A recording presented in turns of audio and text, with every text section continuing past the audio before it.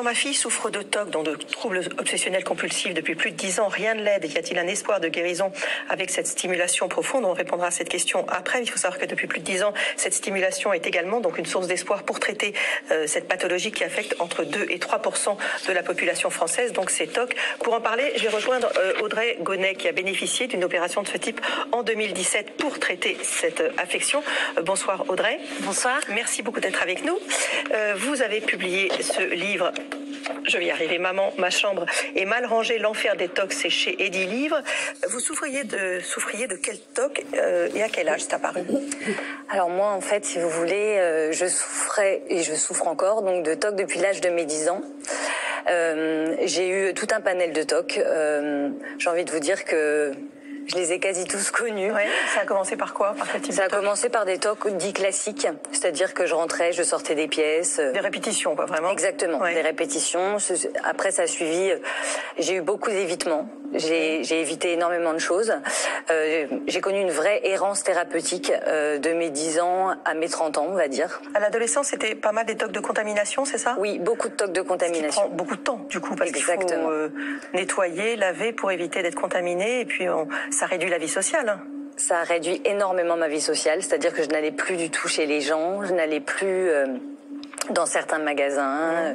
Je me suis retrouvée à un moment donné à rester enfermée chez moi. Plus de travail? Oui.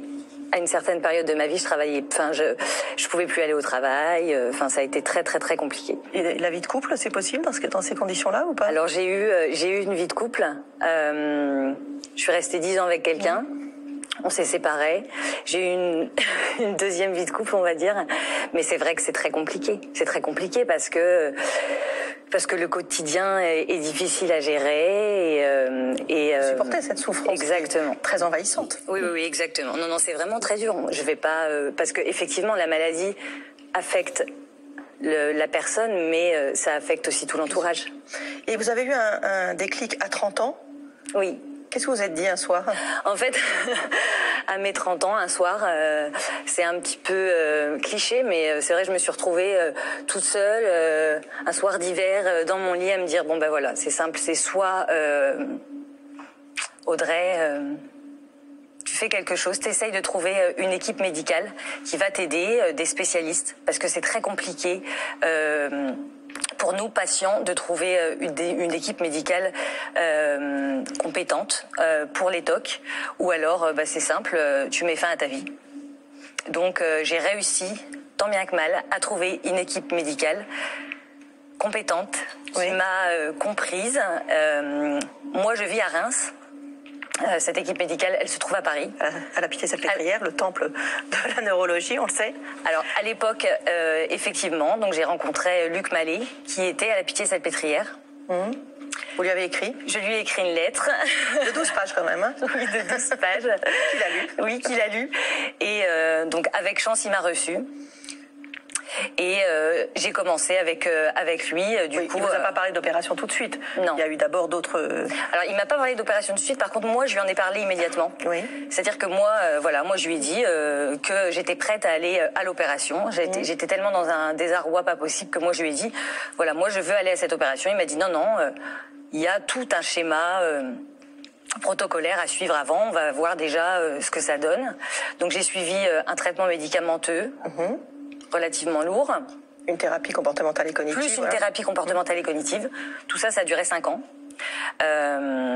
Ensuite, on s'est rendu compte que les TOC étaient vraiment sévères et résistants. Et donc là... Donc vous avez été opéré le 4 avril 2017. Oui, c'est ça. Ça s'est passé comment? Alors pour moi, ça s'est bien passé. Oui. C'est-à-dire que l'opération a duré 8 heures. Moi, j'ai été endormie complètement. Je me suis réveillée quasiment sans douleur.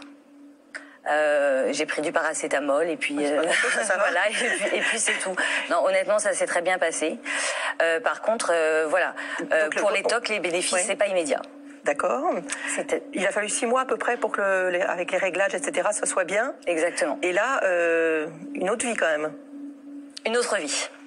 C'est-à-dire que je m'étais séparée de mon conjoint, on s'est remis ensemble, on a acheté une maison, je vivais avec ma belle-fille. Repris le travail. J'ai repris le travail, tout allait très bien. Par contre, Oui. voilà, là où c'est pas gagné à vie, Oui. c'est que en 2020, Donc, 3 ans après. 3 ans après, ouais, j'ai eu un événement familial important et j'ai fait une rechute. D'accord. Et je suis encore maintenant de nouveau en arrêt de travail. D'accord. Donc les TOC ont repris en Les partie. TOC ont repris en partie, donc je suis de nouveau en arrêt de travail. Je suis de nouveau pas capable de travailler. D'accord. Et j'ai repris donc du coup la TCC, j'ai repris un nouveau traitement médicamenteux et on est encore en train de faire de nouveaux réglages. D'accord. Alors par contre, voilà, moi je dis toujours que si je devais retourner à l'opération, j'y retournerais parce que de toute manière, ma vie... Vous n'êtes pas dans l'état dans lequel vous étiez avant. Exactement. Donc voilà.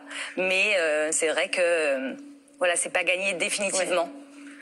Avec les TOC, c'est pas gagné définitivement, quoi. Merci beaucoup Audrey d'être venue. Je rappelle votre livre Audrey Gonnet, Maman, ma chambre est mal rangée, l'enfer des TOC, c'est chez Edilivre. Merci à vous. Merci vraiment. Professeur Vérin, on a vu donc quand même les résultats qui étaient impressionnants quand même sur Jennifer juste après l'intervention sur Audrey. Un peu moins bonne réponse aujourd'hui 3 ans après un événement manifestement familial, mais quand même.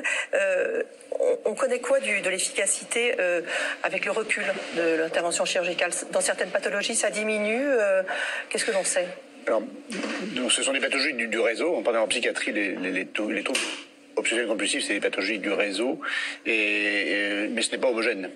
Et tout l'enjeu est là désormais, c'est de pouvoir sélectionner des personnes chez qui on sait que ça va marcher, et aussi ne pas proposer cette chirurgie qui est dangereuse tout de même, hein, chez ceux chez qui on sait que ça ne va pas marcher. Donc il y a une importance à mieux comprendre la pathologie et développer des outils qui nous permettent de prédire que ça va marcher. En l'occurrence là, on parlait tout à l'heure du noyau subthalamique et de sa partie limbique émotionnelle, c'est la cible précisément pour traiter les TOC.